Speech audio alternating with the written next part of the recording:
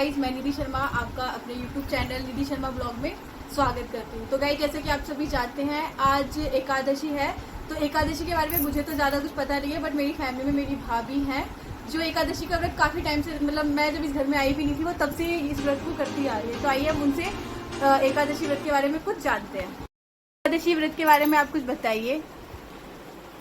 तो ये एकादशी है कामदा एकादशी। इस एकादशी का व्रत करने से सभी काम पूर्ण कर होते हैं। वैसे तो सभी एकादशी के अपने अपने महत्व होते हैं, और इसका है कि सभी काम पूर्ण होते हैं, तो इस व्रत को अवश्य करें। तो भाभी, मैं आपसे एक और चीज़ जानना चाहूँगी कि जो एकादशी व्रत है, आप कब से रख रही है ये व्रत? ये व्रत में 3 साल हो गए। मैं और मेरे हस्बैंड इस व्रत एकादशी व्रत को पूरी 24 व्रत करते हैं। और ये वैसे एकादशी मेरी मम्मी शादी से पहले भी करवाती थी, जो बड़ी एकादशी पड़ती थी। जैसे फागुन की एकादशी आती है, इसकी आंवला एकादशी, वो व्रत हम हमेशा करते थे। हमारे घर में सभी लोग करते थे उस एकादशी को। और उसके बाद शादी हो गई, फिर शादी के बाद हमने नहीं रखा वो व्रत, क्योंकि यहाँ पर कोई नहीं रखता था।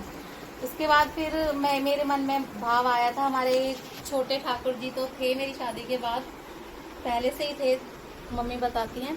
उसके बाद मेरा भाव आया कि बड़े कान्हा जी हों मेरे पास और मैं उनका श्रृंगार करूं, तो फिर मैं ये बड़े कान्हा जी ले आई थी। तो गाइस, जैसे कि आप देख रहे हैं, ये मेरी शादी से पहले आए थे कान्हा जी। हाँ, अरे इन्हीं के आने के बाद मैं एकादशी का व्रत करने लगी थी। तो अब हमें 3 साल हो चुके हैं। हाँ भाभी, मैं आपसे एक चीज़ और पूछना चाहती हूँ कि जब मैं इस घर में आई थी तो हमारे 2 लड्डू गोपाल पहले से थे। तो आपके मन में ऐसा क्या भाव आया कि आप ये बाके बिहारी जी भी ले? हाँ, तो भाभी जी, आप मुझे बताने वाली थी कि बाके बिहारी जी, ऐसा क्या आपके मन में भाव आया कि आप बाके बिहारी जी लेके आए हैं? भाव ये था कि जब मैं इन कान्हा जी को लेकर आई थी, तो मेरा मतलब, अब मैं बताना क्या चाहूँ, मैं ये बताना चाहूँगी कि मुझे सपना आया था। बताना नहीं चाहिए कि बना करते हैं, लेकिन मैं आज अपनी यूट्यूब फैमिली को बताना चाहूँगी कि मेरे को एक सपना आया था कि सामने वाले कान्हा जी लेकर जाओ ऐसे। तो मैंने कहा अच्छा। उसी के बाद मेरा मन हो गया था कि मैं सामने कान्हा जी लेकर आऊँगी। तो मैंने तभी सोच लिया था कि ये वाले कान्हा जी तो मैंने अपने लोकल से ही लिए थे, तो मेरा मन था कि मैं वृंदावन से जाकर लेकर आऊँगी अपने बाके बिहारी जी को। तो तब मैं वृंदावन अब 2025 में गई थी, तब मैं लेकर आई बिल्कुल साथ में अपने, तभी से मेरे साथ हैं। भाभी क्यों नहीं ले? भाभी जी, मैं आपसे एक और चीज़ पूछना चाहती हूँ कि जो बाके बिहारी जी तो इतनी सुंदर है, जिनको बार बार देखने का, निहारने का मन करता है, और ऊपर से आपने इनका श्रृंगार इतना प्यारा किया है।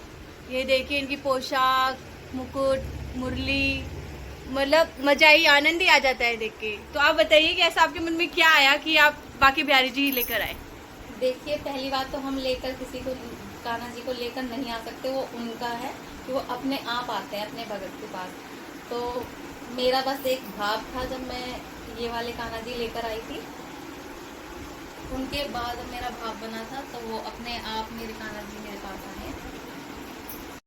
अपने पहले बाके बिहारी जी से बोलूँगी आप मेरे साथ चलो। तो मैंने ऐसा ही करा, मैं मंदिर में गई और मैंने सामने देखा कान्हा जी को, और मैंने उनसे बोला कान्हा जी मेरे साथ चलिए। और उसी दिन दर्शन करने के बाद ही मुझे कान्हा जी मिले और मैं अपने साथ ला।